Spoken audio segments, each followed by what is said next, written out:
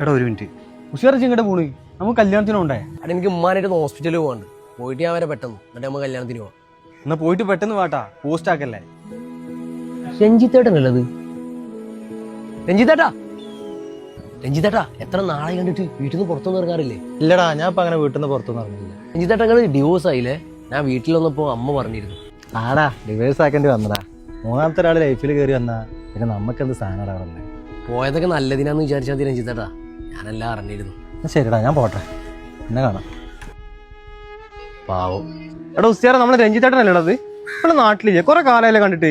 നാട്ടിലേക്ക് ഉണ്ടാ പുള്ളി ഡിപ്രഷൻ കാരണം വീട്ടിൽ നിന്ന് പുറത്തിറങ്ങാറില്ല. അയാൾക്ക് എന്താ ഇത്ര ഡിപ്രഷൻ? നിങ്ങൾ കുറെ നേരമായിട്ട് സംസാരിക്കണ്ടല്ലോ. സാധിക്കേ പ്രണയായിരുന്നടാ, നല്ല അസല് പ്രണയം. പ്രണയോ? എന്നിട്ട് എന്ത് പറ്റി? രഞ്ജിത്തേട്ടൻ പ്രണയിച്ചാണ് കല്യാണം കഴിച്ചത്. ഒരു ഇന്റർകാസ്റ്റ് മാരേജ് ആയിരുന്നു. അതുകൊണ്ട് തന്നെ നാട്ടിലും വീട്ടിലൊക്കെ ആകെ പ്രശ്നമായിരുന്നു. പക്ഷെ അവർക്ക് രണ്ടാൾക്കും നല്ല ഇഷ്ടമായതുകൊണ്ട് തന്നെ ഒരുപാട് സ്ട്രഗിൾ ചെയ്ത് അവർ കല്യാണം കഴിച്ചു. പക്ഷെ അത് അധിക കാലം നിന്നില്ല. അതെന്ത് പറ്റിയടാ? എടാ, അവരുടെ ലൈഫിൽ മൂന്നാമത്തെ ഒരാൾ കയറി വന്നു. രഞ്ജിത്തേട്ടൻ അത് കയ്യോടെ പൊക്കിയപ്പോ പിന്നെ അത് പ്രശ്നം പിന്നെ വലിയ പ്രശ്നമായി. പിന്നെ അത് കേസായി. കേസ് കോടതിയിലെത്തിയപ്പോ പാവ രഞ്ജിത്തേട്ടന്റെ തലയിലായി എല്ലാം. രഞ്ജിത്തേട്ടൻ പീഡിപ്പിച്ചെന്ന് വരെയായി. നമ്മളെ നാട്ടിലെ നിയമം അറിയാലോ. ശരിയാടാ, അല്ലെങ്കിലും നമ്മളെ നാട്ടിലെ ആണുങ്ങൾക്കൊന്നും ഒരു വാല്യൂ ഇല്ല.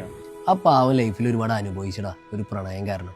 ഇഷ്ടപ്പെട്ടിട്ട് ഒരുപാട് വേദന കിട്ടിയെന്നല്ലാതെ എന്തിന്? സ്വത്തിന്റെ പാതി വരെ അവൾക്ക് കൊടുത്തടാ. കോടതിയിൽ നിന്ന് അതായിരുന്നു വിധി. നമ്മൾ ഇഷ്ടപ്പെടുന്ന ആളെ നമ്മളെ കൂടെ നിന്ന് ചതിക്കുന്ന അറിയുമ്പോൾ ഒരു വേദന ഉണ്ടല്ലോ. ഏതൊരു റിലേഷൻഷിപ്പിലും മൂന്നാമതൊരാൾ കയറി വന്നാൽ പിന്നെ ആ റിലേഷൻഷിപ്പിന് ഒരിക്കലും കൂടുതൽ സമയം ആയുസ് ഉണ്ടാവില്ല.